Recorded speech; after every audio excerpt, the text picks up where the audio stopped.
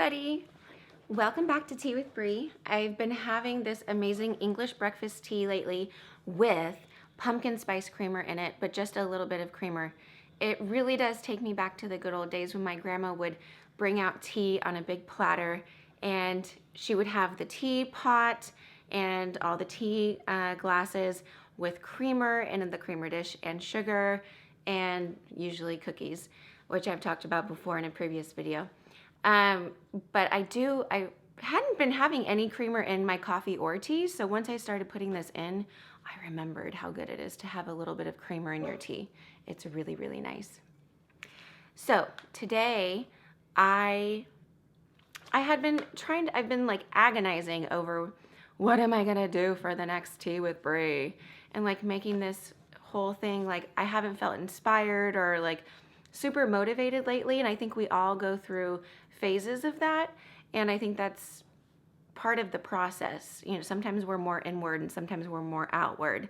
But something that I was thinking I could share with you while my creative juices are flowing somewhere inside of me is share what's gotten me through this crazy year, 2020, because I've had some things that have really helped keep me grounded and, for the most part, not losing my mind. So I'm going to share them with you. I hope that you're doing well. It's November now when I'm recording this video, and yeah, it's almost Thanksgiving and Christmas time. I hope that you stay safe since COVID is still here. Joy to the world. Okay, so what's been helping me get through this year, first of all, is my family. Oh, I love my family so much, and I've just realized how important my connection with them is, and with each person individually. My mom and I FaceTime all the time, and she and I do this thing with our coffee. It's really cute. We take our coffee mugs and we go clink. It might not sound cute, but it is cute. We do that on FaceTime, so it's kind of a fun thing. And then my dad and I have been doing bake-off challenges, so mine have not been turning out well, but we've been doing these things to keep us connected. We're doing all this through FaceTime. And my family's been having Zoom check-ins or like get-togethers, family Zoom get-togethers, so that's been nice too. And I love my family. And I have a nephew who is going to be almost 2, and he is just an angel. I'm absolutely in love with him. He's the sweetest, most good-humored, good-natured little human being there is. I love him so much. So he's been a highlight of my life this year and last year too. He's so sweet. So family has gotten me through this. Music has gotten me through this, both taking piano lessons and singing lessons. So I highly recommend that. I just feel like music really transcends everything. Like you can be in a shitty mood and then you put on some music and you dance around, and it just changes your whole energy field, you know? I feel like music is so great. Laughter. I've coined this new term. I think I coined it. I don't know. I've been telling my partner, Alex, I've been saying, don't ever lose your sense of humor. And we really need to have a sense of humor about everything, because we can take things so seriously and we should be having fun. Like there's no reason why, just because there's a pandemic around, we can't be having fun in our own homes. Dance party for 1 or 2. How many people live in your house? That's the number of your dance party. So dance with your music and laugh. And, you know, Zoom, FaceTime with your family, have a good time. See, we got this. We got this. Okay, on social media, Leslie Jordan, by far, if there was some public award for a hilarious, first of all, fun-loving, and just so cute. Oh, I just need him in my life. And I have him in my life thanks to Instagram. His Instagram's, not stories, he puts it on his page. He's just so great. Like, he's really lifted up my spirit and given me something to look forward to every day. I love him. I love him. Let's see. Okay, something that's also gotten me through this year, which is a little bit more serious, are boundaries. And I've really had to do some work around boundaries this year because there is the pandemic, and what me and my partner are comfortable doing with other people and speaking up to those who are doing things differently, which is fine. That's their prerogative. But, putting boundaries in place, for example, like we will not be traveling for the holidays and we will be staying home. And things like that, and learning how to have a boundary, speak your boundary from your heart, and stick with it, stay firm. Because ultimately, if you don't honor a boundary, if you go against something that, let's see, how do I say this? If you're doing something that's making you uncomfortable and or diminishing your integrity for what you believe in, then you're just dishonoring yourself. So boundaries have been a really big thing for me. So honor yourself, honor your boundaries, what you're comfortable with doing, especially with the holidays. And just for anything else in your life, boundaries has come up for me this year, and I am addressing it. So boundaries for sure. Oh, and also the other thing with boundaries, you can't control how anyone else reacts. It's their problem how they react to the boundary that you put up. So, yeah. And other people have the right to put boundaries too, so don't forget that. Let's see, mindfulness.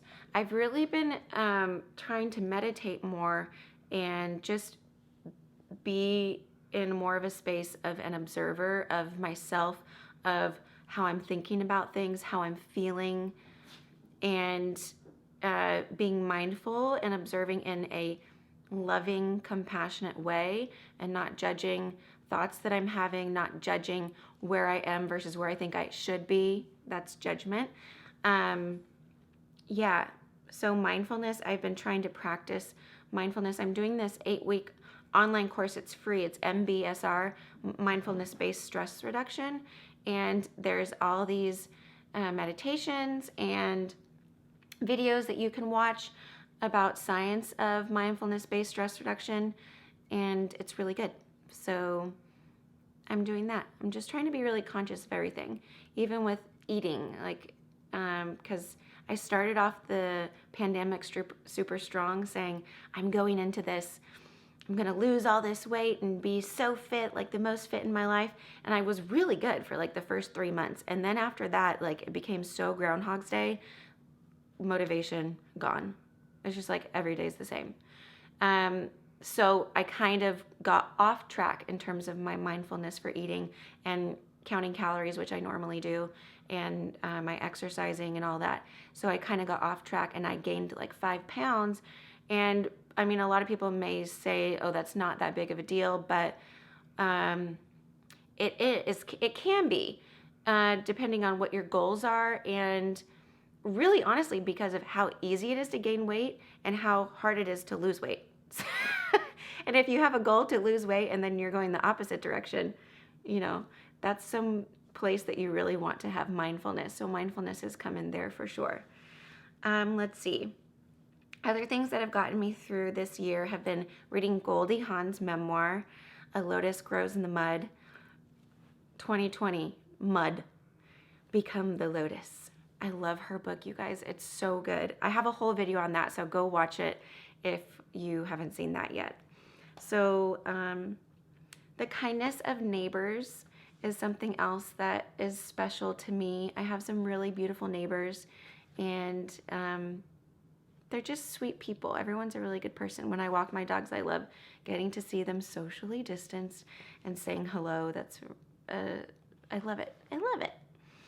Let's see. Santa. Santa has been with me all year. Santa never took a break this year. So at the beginning of the year, I had left out a few of my Christmas decorations, and then as the year kept going, March, April. It was like the year was just turning into a shitstorm so fast. I left a few of my Christmas decorations out because I said, I think we need some extra magic this year. And so Santa has stayed out. He never went in his box this year. He's stayed out, and I think he's bringing some magic. Look, he has this horse that he's been painting with his little tool paint belt kit, and he's ready for Christmas. He's been gonna be spreading that joy, right, Santa? So Santa has been out, because you know how magical it feels at Christmas when you have all your decorations and your twinkle lights? I mean, it's just really a special time. I love it. So I decided to keep my good friend Santa out this year. Okay, so Santa, definitely Santa. Candles and twinkle lights. I've been doing a lot of candle lighting. Candles every day. I love candles. I watched a lot of TV this year. Let's see. My favorite movie I watched this year was Pride and Prejudice with Keira Knightley. It's just such a good film. Everything about it, the acting, directing, writing, so good. I loved Pride and Prejudice.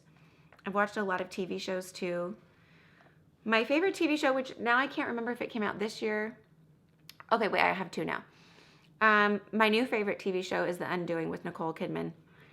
She's absolutely phenomenal. Oh, watch The Undoing. It's on HBO Max. But the other show that I love so much is the morning show. But I think that might have came out last year. Maybe earlier this year. I can't remember, but that's a really good show too. And Love Life on HBO Max with Anna Kendrick. That got me through this year too. Let's see. Okay, I think that's it on my list here. And then just spending time with Alex has been really special to me. I'm actually looking forward to having kind of a quiet holiday season and spending time with my pets. And the other thing that got me through this year is sitting outside in the mornings and reading. And I'm reading a fantasy series now called The Bear and Nightingale, or Nightingale and the Bear. It's a trilogy. And the second one is The Girl in the Tower. It's by Catherine Arden. It's a fantasy Russian folktale series, and it's really good about a strong young woman who is different, and she is magical. And yeah, that's a terrible explanation. But what's helped me with the reading is escapism, because this year has been so heavy. Being able to have my imagination and not being able to really go anywhere. But I have my imagination that's been transporting me places, whether it's through a TV show that I'm watching or a book that I'm reading, like these books. Going with Goldie Hawn on her adventures to all around the world, India, Africa, being on set with her, films. Of course, I'm not actually there. This is all in my mind. But it's amazing what the mind can do. So let's use our minds to elevate ourselves and to lower our stress, to lessen our anxiety levels, and to dream and to have fun and to keep that imaginative spirit and hopefulness alive, because the truth is, this too shall pass. Happy 2020, guys. Make it good.